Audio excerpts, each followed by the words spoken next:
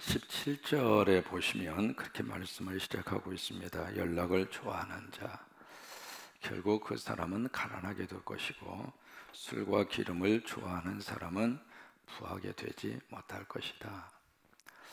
여기 이제 연락이라고 하는 단어, 그리고 술과 기름이라고 하는 그 단어를 통해서 하나님이 어떤 말씀을 지금 주시려고 하실까, 이제 그걸 좀 생각을 해볼 수 있는데, 여기 연락이라고 하는 것은 다른 말로 말하면 쾌락입니다. 또 다른 말로 말하면 어떤 향락, 어떤 쾌락을 추구하고 향락을 좋아하는 사람의 마지막 결과는 망하게 될 것이다. 끝이 안 좋게 될 것이다. 그리고 이제 쾌락의 구체적인 내용으로 술과 그리고 기름이라고 하는 두 가지의 내용을 제시하고 있습니다. 이게 술과 기름이라고 하는 것은 다른 말로 말하면 사치입니다. 결국 이제 사치를 좋아하는 사람의 마지막은 여기에 부하게 되지 못한다. 그 이야기는 이제 끝이 좋지 못한다, 그 뜻입니다. 프랑스의 작가 가운데 그 에밀 졸라라고 하는 사람이 쓴 나나라고 하는 소설이 있습니다. 그 에밀 졸라라고 하는 사람이 나나라고 하는 소설 하나로 전 세계적으로 유명한 그런 작가가 됐죠. 이 나나라고 하는 이 사람은 바로 이제 바리에타라고 하는 극장의 여배우로 이제 활동을 했던 사람인데, 갑자기 이 사람이 창녀로 그 전락을 합니다. 원래 이 주인공 나나는 아주 그 모든 남성들이 보기에도 너무 예쁜 미모를 가지고 있었고, 스스로도 그의 마음속에 누구도 지지 않을 정도로의 어떤 자부심을 가진 그런 여성이었죠. 그래서 그 아름다움 때문에 연극 배우가 될 수가 있었고, 그래서 잘 나가던 사람이었는데, 이 사람의 마음속에 가난이 그렇게 싫었어요. 그래서 어떻게 하면 돈을 벌 수 있을까? 어떻게 하면 내가 돈을 좀 많이 벌 수 있을까? 그 생각을 하고, 이러면 내가 돈을 벌 수 있다 하고 선택하여 간 길이 매춘부의 길을 들었습니다. 이 나나는 하나의 특징이 있었어요. 뭐냐면 결코 내일을 믿지 않았습니다. 나나에게 있어서는 오늘 하루밖에 없는 거예요. 오늘이라고 하는 그 날 위에는 그 무엇도 나나의 생각과 마음속에는 자리 잡고 있지 않습니다. 그 나라의 주변에 수없이 많은 남성들이 몰려들기 시작을 했죠. 그 나폴레옹 3세의 시종인 귀족 계급의 백작도 나라의 곁으로 왔고, 돈 많은 은행가, 젊은 군인 형제들, 그들이 자신들이 가지고 있는 모든 돈을 나라에게 쏟아 바치면서 어떻게 해서든지 이 나라의 마음에 환심을 사기 위해서, 나라의 사랑을 얻기 위해서 이 남성들이 발부동을 칩니다. 그런데 결국 어떻게 됐는가? 이 백작은 나라의 쾌락의 포로가 돼서 그의 모든 가산을 탕진을 합니다. 그리고 부유한 은행가도 나라와의 쾌락을 쫓다가 형편없이 파산을 해버렸고, 군인 형제 중에 형은 나라에 의해서 공금을 횡령하다가 몰락해버리고, 동생은 나라와의 사랑에 빠져서 결국 자살을 합니다. 결국 나라의 곁에 몰려들었던 모든 남성들이 다 파멸로 끝나요. 근데 그들만 망하고 그들만 파멸하고 끝난 것이 아니라 나나라고 하는 이 여주인공도 왕궁처럼 화려한 거실에서 결국 천연두에 걸려서 서서히 죽어갑니다. 결국 연락을 좋아하고 쾌락을 추구했던 이 모든 사람들의 마지막 종말이 너무 비참해요. 그래서 그 소설의 마지막은 그렇게 멘트를 하고 끝납니다. 쾌락은 가장 완전하게 인간을 파멸시킨다. 그래서 쾌락을 추구하는 사람의 마지막 결과는 항상 안 좋아요. 여러분, 우리가 이 세상에서 쾌락을 추구하는 인생을 살다가 끝날 것이 아니라 진정한 기쁨과 행복은 예수님 안에 있습니다. 예배드리면서 얻는 기쁨이 최고의 기쁨이고, 기도하면서 만져주시는 성령의 거룩한 역사가 최고로 행복하고, 우리가 찬송을 부를 때 가슴 속에 찬양을 통해서 성령님이 주시는 음성이 있어요. 그 음성이 우리의 가슴 속에 진하게 울려 퍼질 때, 그때 이 세상에 그 무엇보다도 그 어디에서도 얻을 수 없는 기쁨이, 행복이, 감사가 우리 영혼 속에 샘소처럼 솟아나는, 이런 이 새벽에 그런 역사와 능력이 항상 함께 하시기를 주의 이름으로 축원합니다. 우리는 내일 일을 모르고 살아요. 한순간 앞의 일을 우리가 전혀 모르고 살기 때문에 오늘 이 순간, 하나님이 주신 이 순간이 너무 소중해요. 이 순간 은혜 받고 사시고, 이 순간 하나님 앞에서 감사하고 살고, 이 순간 하나님 때문에 행복하게 살고, 이 순간이 지나고 나면 더 이상 이 순간은 우리 인생 속에 하나요. 그러니까 이 매일매일 하루하루의 이 순간을 하나님 의지하고 하나님 붙잡고 내일의 희망을 가지고 살고, 내일에 대해서 하나님께서 내 인생을 좋은 길로 인도해 주신다는 믿음으로 살고, 그게 하나님이 주시는 너무 귀한 행복이에요. 연락을 멀리하고 술과 기름을 가까이 하지 말라, 이 말씀의 의미는 결국 검소하게 살라 그거죠. 근면하고 성실하게 살라, 그게 이제 성경에서 계속 나오는 하나님의 말씀입니다. 잠언 31장 27절, 자기의 집안일을 보살피고 게을리 얻은 양식을 먹지 아니한다. 우리 양식을 먹어도 그냥 게을리 그렇게 얻은 양식, 그것을 먹을 생각을 하지 말고 결국 뭐냐면 공짜가 없다 그 말이에요. 그런 유혹에 절대로 여러분 넘어가시면 안 됩니다. 벌써 투자하면 뭐 200%로 주고 300% 주고 그런 게 어디가 있습니까? 뭐 하나 사면 하나 공짜로 주고, 여러분 공짜가 어디가 있어요? 따라서 한번 해보세요. 공짜는 없다. 절대로 공짜 없어요. 공짜로 뭔가 준다고 하는 사람은 거기에 뭔가 요소가 있는 거예요. 거기에 뭔가 독소 조항이 거기에 숨겨져 있는 거예요. 여러분, 우리는 이마에 땀을 흘리면서 먹고 사는 것이 성서적이에요. 그래서 내 건강이 있는 날까지 나이가 들어서도 뭔가 열심히 하시려고 하고, 그게 보기에 좋아요. 디모데전서 3장 2절 말씀, 그러므로 감독은 책망할 것이 없으며 한 아내의 남편이 되며 절제하며, 이것이 교회 지도자들에게 요구하는 하나님의 요구 사항인데, 그 중에 하나가 절제입니다. 절제라고 하는 말을 영어로 셀프 컨트롤이라 그렇게 이야기하거든요. 이 절제가 바로 성령의 9가지 열매 중에 하나입니다. 이게 흥청망청 살지 말고 스스로가 절제하고 조절하고, 그것이 하나님께서 우리에게 요구하시는 삶의 모습이에요. 베드로전서 3장 3절로 4절, 너희의 단장은 머리를 꾸미고 금을 차고 아름다운 옷을 입는 외모로 하지 말고, 그렇게 하지 말라 그 말이에요. 겉으로 보이는 그런 외모, 그 단장, 거기에 신경 쓰지 말고 오직 마음에 숨은 사람을 온유하고 안전한 심령에 썩지 아니할 것으로 해라. 여기 숨은 사람이라고 하는 것은 속사람이에요. 그 속사람을 온유하고 안전한 심령에 썩지 아니할 것으로 해라. 이는 하나님 앞에 값진 것이니라. 사치하지 말라 그 말이에요. 우리 사회는 지금 소비를 안 하고 살 수가 없습니다. 근데 이게 과소비가 만약에 계속된다면 과소비는 우리의 삶을 망치는 독이 됩니다. 고대 그리스의 철학자 가운데 제논이라고 하는 사람이 있는데, 이 사람이 허영이 가득하고 돈을 마구 쓰는 제자가 있다는 말을 듣고 그 제자를 불러요. 그래서 이 제논이 막 호통을 칩니다. 어떤 내가 좀 듣지 않으니까 그냥 막 돈을 허프게 쓰면서 막 소비를 하고 그런 이야기를 듣는데, 사실이냐고. 이 제자가 스승의 이 말을 듣더니 전혀 부끄러워하지 않고 오히려 당당하게 그렇게 이야기해요. 내 돈 내가 쓰겠다는데 뭐 이렇게 말이 많냐고. 내가 돈 쓰는데 선생님이 도와준 거 있느냐고.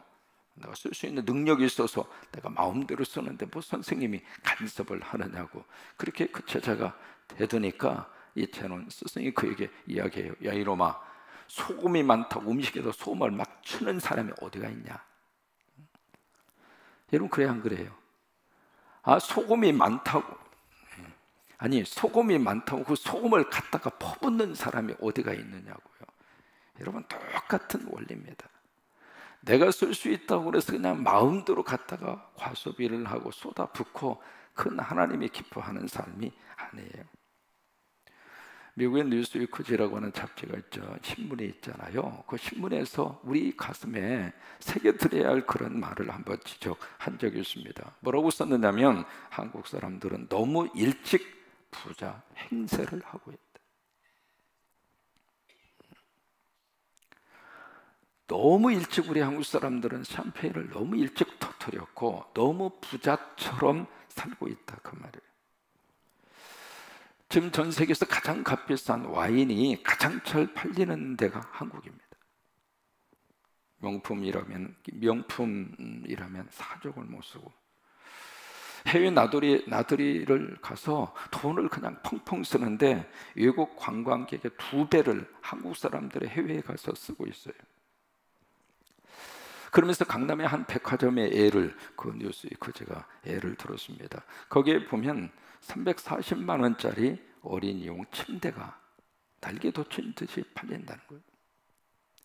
물론 아기를 위해서 돈을 쓸 수가 있겠죠. 근데 아기 어린이용 침대가 340만 원. 그 아기가 평생 쓰는 것도 아니잖아요.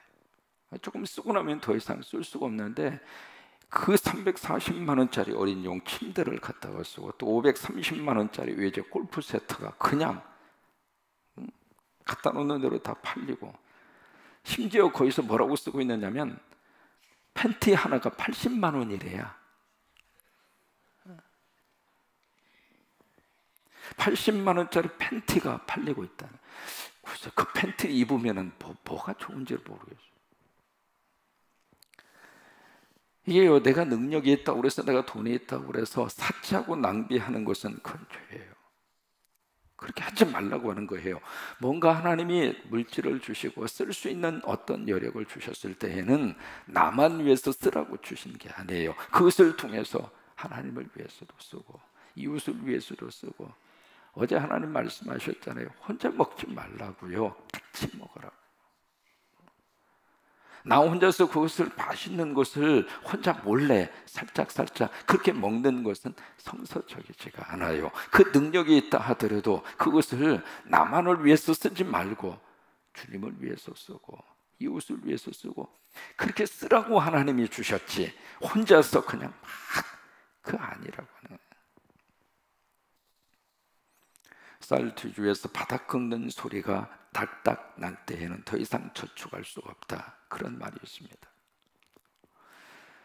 근데 사람은 정작 저축을 해야 될 때 낭비하고 바닥이 보일 때 그때 가서 그때 좀 저축을 해야 되는데, 그때 좀 알뜰하게 살아야 되는데 그때 가서 이렇게 후회를 해요.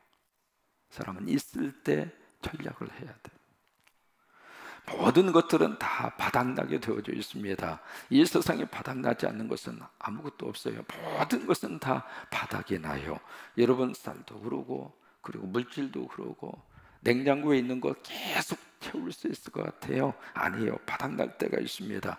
물도 수도꼭지 틀으면 계속 나오잖아요. 끝없이 물이 나올 것 같아요? 아니에요. 물도 바닥날 때가 있어요. 그러니까 있을 때 좀 전략을 하셔야 돼요. 그냥 물이 펄펄 나오니까, 계속해서 물이 쏟아져 나오니까 수도세 내가 내고 내 마음대로 쓰겠다, 그 성서적이지 않아요. 아끼셔야 돼요. 아껴야 돼요. 모든 것들이 다 그렇습니다. 이 전기도 마찬가지입니다. 이 전기가 계속해서 나오는 게 아니거든요. 전기도 있을 때 아끼셔야 되고. 곽선희 목사님이 한번 대화를 나누면서 그런 이야기를 하시더라고요. 어떤 분이 물었어요. 목사님, 담임 목사하고 부교육자하고 차이가 뭐예요? 그렇게 물으니까 곽선희 목사님이 한마디 하시더라고요. 그 차이는 딱 하나예요. 불 켜진 게 보이면 담임 목사고 불 켜진 게 안 보이면 부목사래요. 우리 교회 부목사님들은 다 불 켜진 거 다 보고 다 끄고 다녀. 그래서 우리 교회 부목사님들은 다 담목사급 부목사님들이에요. 이게 교회 와서 이게 아버지 집이니까 내 마음대로 한다? 그건 성서적이지 않다, 그 말이에요. 여러분, 내 집이라면 그렇게 하겠어요? 그러니까 있을 때 우리가 철저하게 건면하고 그리고 저축도 하고 내일을 위해서 조금씩이라도 전략을 하고 그렇게 사는 것이, 그것이 성서적이고 그것이 하나님께서 우리에게 원하시는 거예요. 여러분, 건강도 똑같습니다. 건강도 건강할 때 좀 이렇게 챙겨놔야지. 그런데 마음대로 그리고 계속해서 건강이 주어진다 생각하고 함부로 우리의 몸을 쓰고 나면 나이가 들어가면서 내가 그때 그랬는가, 그때 좀 내가 좀 챙길 걸. 요셉은 애굽 땅에 7년간 풍년이 들었잖아요. 그 풍년이 들었을 때 그것을 다 흥청망청 쓰도록 정책을 그렇게 펴지 않았습니다. 저축했어요. 저장했어요.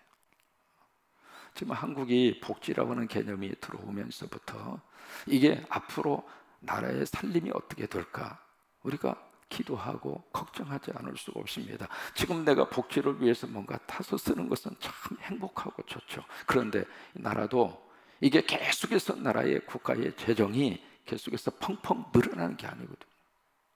세금을 내야 나라의 곳간에 돈이 모일 거 아니겠습니까? 근데 세금을 내고 그렇게 그 나라에다가 갖다가 이렇게 받쳐지는 그 세금을 낼 수 있는 그 층이 가면 갈수록 줄어들고 있단 말이에요. 왜? 지금 청년층이 줄어들고 있잖아요.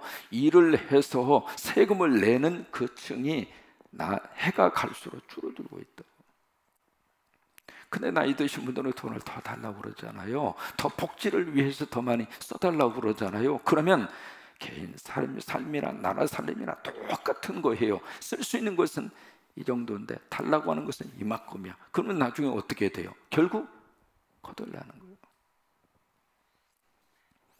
좀 잘 나갈 때, 좀 경제적으로 윤택할 때 그때 저축을 해야 돼요. 그때 저장을 해야 돼요.